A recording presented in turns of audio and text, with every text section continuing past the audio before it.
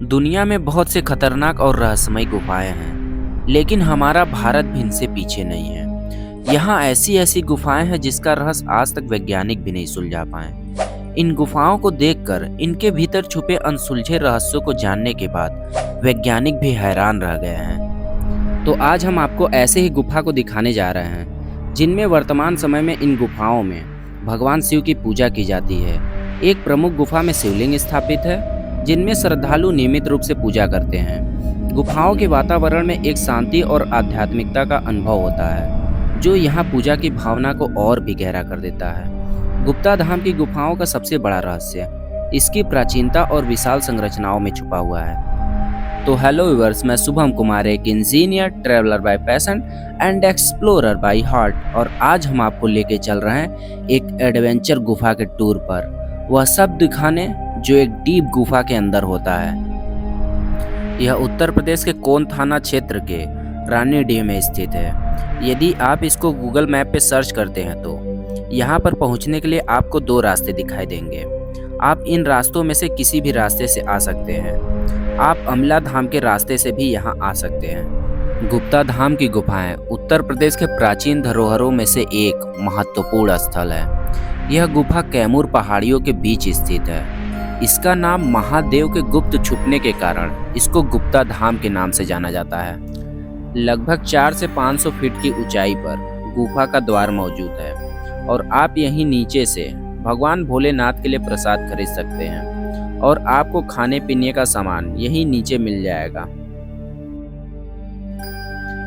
कहा जाता है कि यह सोनभद्र की धरती में छुपी हुई एक अद्भुत धरोहर है। ये गुफाएं लाखों साल पुरानी हैं और इसके निर्माण की प्रक्रिया लाखों वर्षों तक पानी और चूना पत्थर के क्षरण से हुई है। गुप्ता धाम की सीढ़ियां एकदम खड़ी होने के कारण थोड़ी दूर चढ़ने के बाद शरीर में थकावट आ जाती है। इसीलिए आप लोग अपने साथ पानी अवश्य रखिएगा और कृपया करके आप लोग थोड़ा सावधानी से इन सीढ़ियों पर चढ़िएगा, क्योंकि सीढ़ियां काफ़ी बड़ी और तीक्ष्ण ढलाई वाली हैं। एक गलती से आप सीधे पहाड़ी के नीचे जा सकते हैं।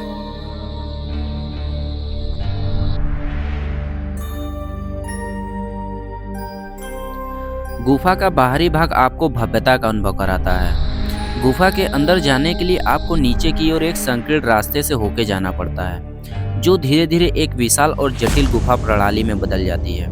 यह गुफा प्रणाली आज भी एक भौगोलिक रहस्य है जो प्राचीन काल की गूंज को जीवित रखती है। आज की स्थिति में ये गुफाएं एक प्रमुख पर्यटन का स्थल बन चुकी हैं।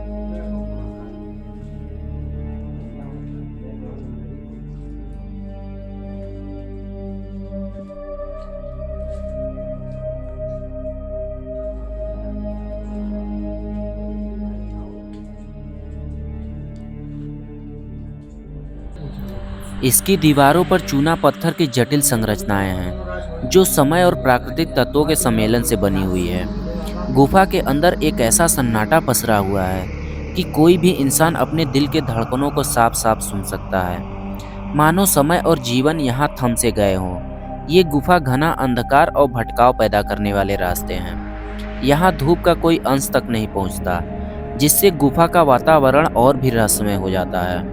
गुफा के अंदर का वातावरण इतना अनिश्चित और डरावना होता है कि यहाँ जाने वाले लोगों का अनुभव उन्हें जीवन भर याद रहता है। और गुफा में पानी की बूंदों से बनने वाले अजीब आकृतियों को देखकर वैज्ञानिक भी चकित हो जाते हैं कि यह आकृति कभी जानवरों का शक्ल ले लेती है, जो इस गुफा को और भी रहस्यमय बनाती है। यहाँ पर आने वाले पर्यटक इसके रहस्यमय चट्टानों और अंधेरे गलियारों और अदृश्य ताकतों को महसूस करते हैं, जिससे ऐसा लगता है कि वहां पर कोई और दिव्य शक्ति भी मौजूद है।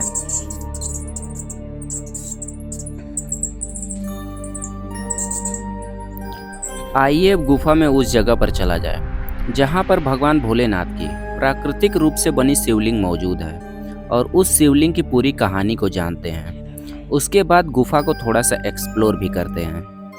देखिए, गुफा के अंदर प्रवेश करते ही बाएं साइड हमें ये देखिए सुरंग दिखाई दे रहा है, जिसको बांस बल्ली से कवर किया गया है। जरूरी भी है क्योंकि श्रद्धालु नीचे गिर सकते हैं। और ये धीरे धीरे देखिए अंधेरा गुफा में बढ़ता जा रहा है, क्योंकि सनलाइट अब धीरे धीरे कम हो रही है पीछे। और ये देखिए पूरा दिखाई नहीं दे रहा है हम लोगों को क्या है, फ्लैश लाइट ऑन होने के बावजूद। और ये देखिए एक सुरंग जा रहा है अंदर तक, कितना गहरा ये हमें नहीं पता। पुजारी जी यहाँ के बताते हैं कि उन्होंने अंदर गए थे तो इसके अंत नहीं पाए ये कहाँ तक है। बाकी देखिए कितना अंधेरा है और ये बांस बल्ली से घेरा गया है, क्योंकि जो बाएं साइड में है ना इधर काफ़ी अंदर तक गहरा है, ज़मीन भसका हुआ है। जैसा कि आप लोग देखिए ये नीचे दिख रहा है, ये सुरंग है नीचे। अब कहाँ जा रहा है ये नहीं पता, क्योंकि चूना पत्थर है तो भसक भी सकता है सब ना। बाकी देखिए और सामने शिवलिंग है। काम ठीक किए हैं कि इसको घेर दिए हैं। तो अभी हम लोग आ गए हैं महादेव के शिवलिंग के पास, जिसे गुप्तेश्वर महादेव के नाम से जाना जाता है, क्योंकि भगवान भोलेनाथ के गुप्त छुपने के कारण इसे गुप्तेश्वर महादेव के नाम से जाना जाता है। और ये उनकी शिवलिंग है, प्राकृतिक रूप की शिवलिंग। इसे स्थापित नहीं किया गया है, ये स्वयं प्रकट हुई है। देखिए इस गुफा के अंदर ऊपर से पानी रिस कर महादेव के शिवलिंग के ऊपर गिर रही है। यहाँ पर स्वयं ही शिवलिंग का जलाभिषेक हो रहा है। पर्यटक यहाँ पर इन प्राकृतिक चमत्कारों को देखने के लिए ही आते हैं। कई पर्यटक तो यहाँ ध्यान और शांति का अनुभव करने के लिए भी आते हैं। आइए अब गुप्ता धाम की इस गुफा की कहानी को भी जान लेते हैं। ऐसा बताया जाता है कि भस्मासुर नाम के राक्षस ने महादेव की घोर तपस्या की और उनको प्रसन्न करके उनसे अमरता का वरदान मांगा, पर महादेव ने यह वरदान देने से मना कर दिया। तो उसने वरदान में कहा कि मैं जिस किसी के भी सर के ऊपर अपना हाथ रखूं वो भस्म हो जाए। महादेव ने तथास्तु करके उसे यह वरदान दे दिया। वरदान पाकर उसके अंदर घमंड आ गया। उसने देवी पार्वती की सुंदरता को देखकर उन पर मोहित हो गया। उनको पाने की लालसा में उसने महादेव को ही भस्म करने की कोशिश की, पर महादेव वहां से भाग गए और भागकर इसी गुफा में छुप गए थे। फिर महादेव के वरदान का मान रखने के लिए भगवान विष्णु ने बहुत ही सुंदर स्त्री का रूप धारण करके भस्मासुर के सामने पहुंचे। भस्मासुर ने भगवान विष्णु के मोहनी रूप को देखकर उन पर मोहित हो गया और उनको अपनी अर्धांगिनी बनाने के चक्कर में पड़ गया। लेकिन भगवान विष्णु ने उसको कुल देवता के सामने अपने अनुसार नृत्य करने की इच्छा जताई, तो भस्मासुर मान गया और नृत्य करने लगा। नृत्य करते करते भगवान विष्णु ने अपने हाथ को अपने सिर पर रखा, तो उसने भी गलती से अपना हाथ अपने सिर पर रख दिया, जिससे उसको अपने ही मिले वरदान से वह स्वयं भस्म हो गया। तो इस प्रकार से भस्मासुर से महादेव की रक्षा हुई और महादेव के वरदान का मान भी रखा गया। तो आप लोगों ने वीडियो में देखा तो कुछ ऐसी ही थी गुप्तेश्वर महादेव की कहानी, जिसे आज गुप्ता धाम के नाम से जाना जाता है।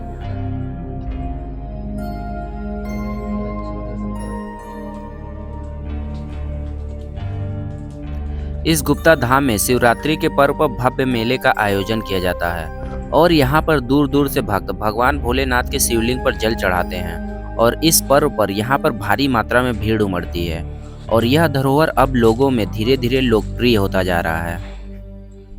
कोई नहीं का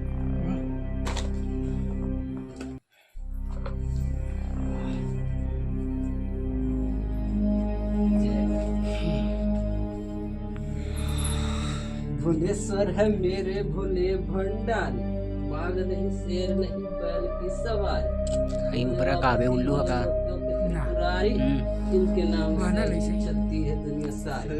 पलक पलक खोल के तू एक झलक दे। इस गुफा में आज से 6 से 7 महीने पहले एक बहुत ही रहस्यमय घटना घटी थी।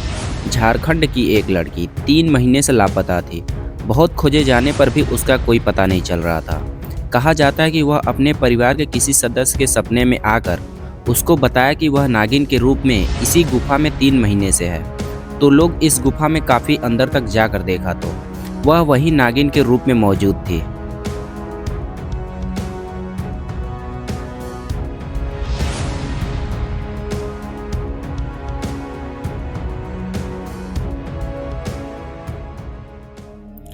शिवलिंग के बाद ये गुफा और अंदर की तरफ जा रहा था। यहाँ नीचे की तरफ बहुत ही बड़ा सुरंग है जो अंधेरे के पाके दिखाई नहीं दे रहा है ये कितना अंदर तक है, लेकिन ये काफ़ी बड़ा है। जस्ट शिवलिंग के बाद ही देखिए ये नीचे सुरंग है और इधर सामने देखिए एक अंदर की तरफ जा रहा था सुरंग।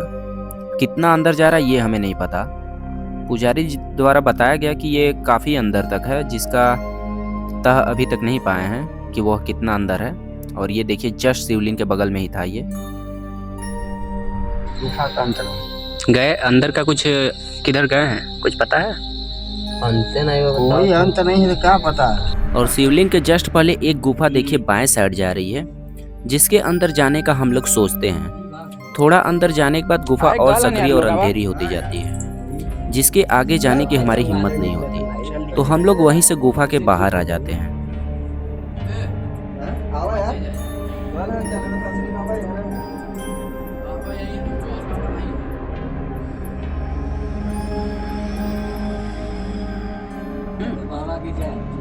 बस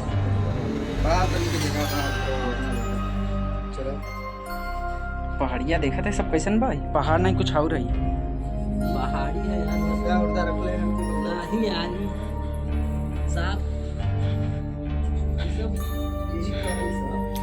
आइए आपको गुप्ता धाम में एक गुफा और दिखाते हैं। ये मिलाकर टोटल 3 गुफा हो जाएंगे, जो 2 जमीन को छोड़कर।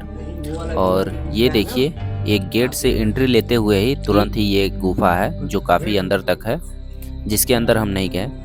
और बाकी ये देख रहे हैं, ये है पत्थर, चूना पत्थर आप देख रहे हैं। बाकी हम लोग अंदर गए थे एकदम। और ये बाहर से कुछ ऐसा दिखता है ये गुफा। और इसका अंदर का देखिए स्ट्रक्चर, काफ़ी भव्य गुप्ता धाम का ये मंदिर था, जिसे हम लोग गुप्तेश्वर महादेव के नाम से जानते हैं। और ये सामने सोन नदी है, जस्ट सोन नदी के बगल में पहाड़ी के ऊपर देखिए ये गुफा है। ये हम लोग अभी कैमूर पहाड़ी के ऊपर हैं। और नीचे चलिए अब बाबा जी से थोड़ा सा बात करते हैं, कुछ वार्तालाप उनसे किया जाए और थोड़ा सा मंदिर के बारे में जानते हैं। जैसा कि मैंने बताया, यहाँ के पत्थर जो हैं थोड़े अजीब टाइप के हैं, आप लोग देख सकते हैं। ये पूरी पहाड़ी ही ऐसी है। बिहार में भी है, बताओ तुम बाबा, गुप्ता धाम। ये कौन है? आगे यूपी में का। तो बिहार में कहाँ पर? रोहतास में। रोहतास, रोहतासगढ़ किला जो है। जिला रोहतास कैमूर। अच्छा, कैमूरवा तो मान लो पर्वतवा कुली है। कैमूर का पर्वत मेला लगा, जो हम मेला कहत है ना, तो वो हरा लगत है, ये हर ना लगत है। नहीं, ये हरो मेला लगला। ये कोई जरूरी थोड़ा ही को हरा मेला लगला। पहले वो हर आदमी कुल जाता नहीं, हर मैहर देवी विंध्याचल। अब वो हर आदमी खुद हर आवन मंडेश्वरी बिहार में। समझ नहीं, उल्टा पलटा होता है ना। जैसे कि लड़का धरवा एक ही गांव में नहीं रहता है। इधर से हल्ला उड़ा के लड़का धरवा आया तो कल कल हल्ला चारों तरफ घूमता रहता है, उसका हल्ला बंद नहीं होता है। समझ नहीं, एक न एक प्रकार से चलता रहता है। तो वो यहाँ पे आके शरण लिए थे, शरण का लिए थे, लुकाए थे। अब भस्मासुर लखेरे जा रहा है, सूर्य की थोड़ा परेशान कर रहा है शंकर को। तो इसको मोहनी रूप पकड़ कर पार्वती जी का खड़ा हो गया। क्या तुम परेशान हो? फिर मना कर दो तुम। अगर तर चबा चोरी से घुस कभी कब गई ना, कब निकलना, कब आई ना, कब गई ना। अब कोई के सामने नदी में कुछ बात मने करवा न करी। अब चोरी अब आई तो पूजे के बाद जान दे ऊपर चोरी से न जाई, लेकिन अंदर घूमे के बाद जाए के बाद ऊपर जाएगी, जाई हल्ला मचावे। जैसे हरिचंद्र घाट का डोग का नाम कालू राजा का ही था। और कालू राजा का रहना तो का हुआ, कालू राजा क्या तो राजा है कि खुद नौकरी करते हैं हरिचंद्र। वो तेरे ठुको भैया, चिलम हाथ में पटका रहता है जमीन पर नहीं, और तुम बेदर्दी की तरह पीट रहे हो जमीन पर मट्टी पर। चिलम फूट जाएगी तब क्या होगा? सही बात है। तब मट्टी का हाथ बड़ा, मट्टी का चिलम है, मट्टी से मट्टी लड़ाइए। आपको भी खोपड़ी धोई कैसे से ठकठकावल जैसे कैसे लगी? खून है। आशा करता हूँ दोस्तों कि आपको ये गुप्ता धाम का वीडियो पसंद आया होगा। यदि आपको ये वीडियो पसंद आया तो प्लीज़ वीडियो को लाइक, शेयर, सब्सक्राइब और कमेंट करना ना भूलें। और साथ ही में आपको कोई राय देनी हो तो प्लीज़ कमेंट करके ज़रूर बताएं। अभी के लिए अलविदा लेते हैं दोस्तों। जय हिंद, जय भारत।